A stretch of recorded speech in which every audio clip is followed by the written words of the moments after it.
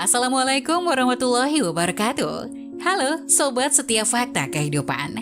Tidak lupa kami sampaikan salam sehat, salam sejahtera, semoga tercurah segala bentuk kebaikan dan juga kita semua dalam lindungannya. Seperti biasa, kita akan berbagi kisah dari yang unik, menarik, sampai bikin nangis. Mari kita simak kisahnya.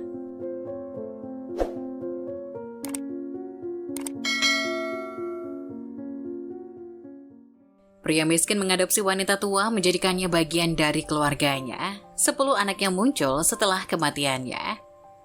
Seorang pria miskin menemukan seorang wanita tua terlantar di jalan dan membawanya pulang untuk tinggal bersama keluarganya.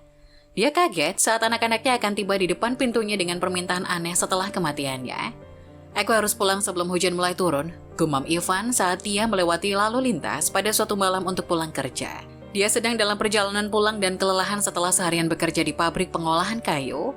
Tepat ketika ayah 3 anak itu melaju ke seberang jalan, dia melihat sesosok wanita tua yang lemah di trotoar. Dia berdiri di bawah lampu jalan memegang alat bantu jalan berodanya sebagai penyangga. Tampaknya dia tidak bisa berjalan lebih jauh dan hampir pingsan. "Hei Nyonya, tunggu, harap hati-hati, tunggu aku datang." Ivan berteriak saat dia segera menepi di dekatnya. Dia memeluknya tepat waktu dan pertama-tama membuatnya duduk di tepi jalan. "Ini, minumlah. Apakah kamu baik-baik saja?" Wanita itu meneguk air dan menatap jalan panjang dengan putus asa. Sambil mendesah, dia bangkit dan berterima kasih kepada Ivan, bersiap untuk berjalan lebih jauh selama kakinya yang rapuh bisa membawanya. "Tunggu sebentar, aku menuju ke sana. Apa kau mau tumpangan?" tanya Ivan, khawatir meninggalkan wanita itu sendirian ketika hujan hampir turun.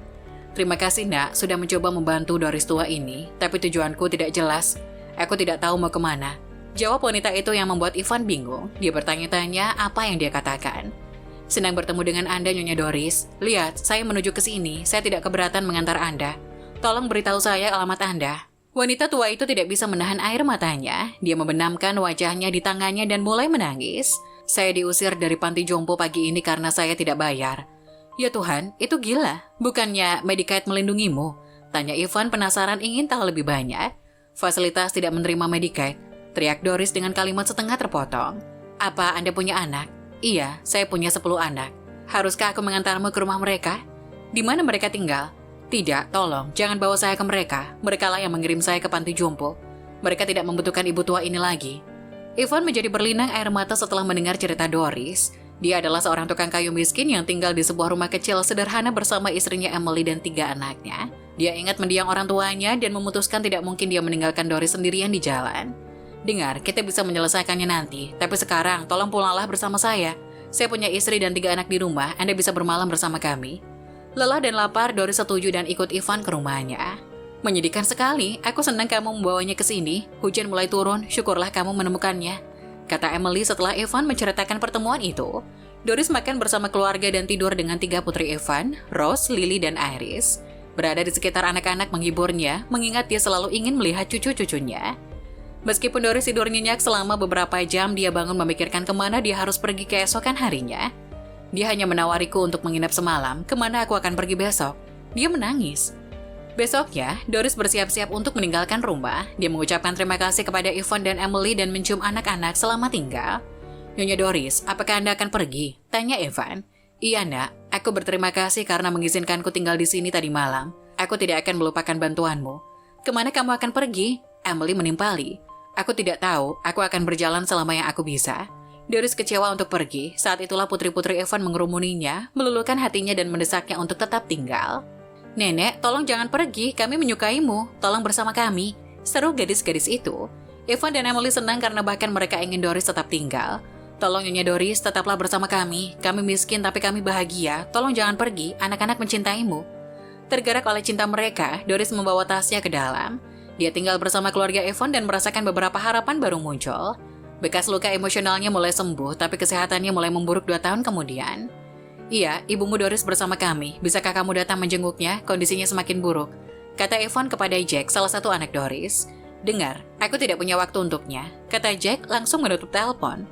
Evan menelpon anak-anak yang lain menggunakan nomor telepon di buku harian lama Doris, tapi tak satu pun dari mereka setuju untuk mengunjunginya dan melihatnya untuk terakhir kalinya.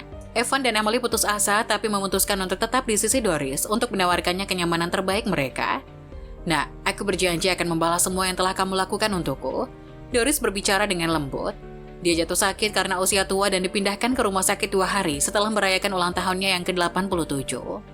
Ketika dia memberi makan kue ulang tahunnya kepada Evan, dia berjanji akan membalas kebaikannya. Aku pasti akan membalasmu suatu hari nanti, nak. Aku mencintaimu dan keluargamu. Itu adalah kata-kata terakhir yang Evan dengar dari Doris. Dia meninggal memegang tangannya, membuat janji terakhirnya kepadanya. Anak-anak Doris menghadiri pemakamannya, tapi tidak pernah berbicara dengan Evan, yang mengira hanya itu dan mereka tidak akan pernah bertemu lagi. Namun yang mengejutkannya, putra dan putri mendiang Doris tiba di depan pintu keesokan harinya dengan permintaan aneh untuk pusaka keluarga. Saya tidak tahu apa yang Anda bicarakan, Nyonya Doris tidak memberitahu saya apapun tentang permata itu, kata Evan terkejut ketika anak-anaknya mengancam. Kami akan memanggil polisi dan melaporkanmu karena merampok ibu kami. Di mana perhiasannya? Katakan di mana kamu menyembunyikan kotak itu, teriak Jack. Ayo panggil polisi, jangan buang waktu, desak saudara laki-laki Jack. Evan dan keluarganya terkejut, dia mencoba yang terbaik tapi tidak dapat mengingat Doris mendiskusikan perhiasan pusaka sebelumnya. Aku tidak tahu apa yang kamu katakan, silakan pergi. Tepat ketika Jack mengeluarkan teleponnya untuk memanggil polisi, seorang pengacara menyela mereka dengan beberapa kertas dan sebuah kotak. Tidak perlu untuk itu Jack, katanya. Kamu pasti Evan. Tambahnya menjabat tangan Evan yang bingung. Iya, tapi apa yang terjadi? Evan, saya Adam, pengacara Doris Clark. Dan kotak perhiasan ini sekarang menjadi milik Anda. Nyonya Doris menyebut Anda dalam wasiatnya sebagai satu-satunya pewaris permata. Jack dan saudara-saudaranya kaget. Apa? Ibu memberinya semua perhiasannya? Aku beritahu ya, dia secara khusus menyatakan bahwa anak-anaknya, kalian bersepuluh, tidak mendapatkan debu emas dari ini. Jelas Adam. Sebaiknya kamu berikan permata itu kepada kami. Itu milik ibu kami. Jack mengancam. Iya, kamu bukan siapa-siapa baginya. Dia adalah ibu kami. Berikan permata itu. Tapi Evan menolak. Dia ingat Doris mengatakan kepadanya bahwa dia akan membayar dan menyadari ini dia. Selain itu, dia mengerti bahwa itu bukan hanya tentang permata, tapi cintanya untuk dia dan keluarganya.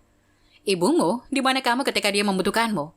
Kamu meninggalkannya dan membiarkannya mati sendirian. Kamu seharusnya mencari pengampunannya, bukan perhiasannya.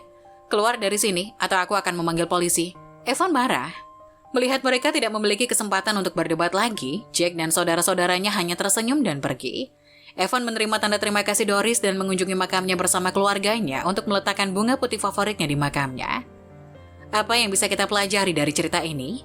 Jangan pernah meninggalkan orang tuamu karena kamu tidak akan pernah ada di sini tanpa mereka. Meski punya 10 anak, Doris tidak mendapatkan dukungan atau cinta dari mereka. Mereka hanya menganggapnya sebagai beban dan mengirimnya ke panti jompo. Bahkan setelah dia meninggal, mereka hanya peduli dengan perhiasannya. Tidak menunjukkan penyesalan atas bagaimana mereka memperlakukannya ketika dia masih hidup. Jika Anda melakukan sesuatu yang baik kepada seseorang hari ini, itu akan kembali 10 kali lipat kepada Anda besok. Ketika Evan menemukan Doris di jalan, dia membawanya pulang, menawarkannya tempat tinggal, dan dia akhirnya tinggal bersama keluarganya sampai nafas terakhirnya. Kebaikan Evan terbalas ketika dia menerima warisan kejutan setelah Doris meninggal.